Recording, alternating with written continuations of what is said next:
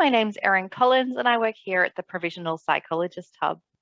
Today what we're going to be talking about is pathways to registration. And we're going to specifically focus on one pathway, which is the 4+2 internship.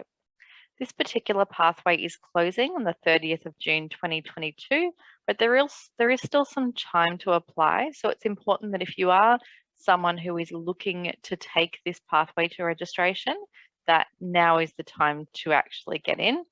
And it does depend particularly on your 4-year sequence of study. So let's jump in and have a look at what the 4-year or the 4+2 pathway looks like. All right, so this particular pathway is one of 3 at the moment that you can do to achieve your general registration. Every pathway that you take to general registration is a minimum of 6 years. So it's not a faster way of achieving your registration, but is a faster option into working in psychological practice while achieving it. So you'll need to have a 4-year sequence of study. It does need to be an accredited sequence of study, and we'll talk about APAC and where you can find that information if you're not aware. You will need to do a 2-year internship, paid or unpaid. You can't do a contracting role as such, and there's a little bit more information around independent contracting or independent practice in the actual guideline.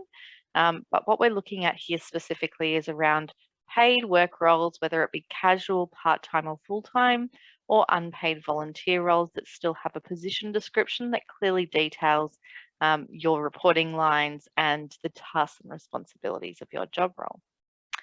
Now, if you were to do 30 hours of psychological practice a week, then you'll likely achieve your general registration within that 2-year internship.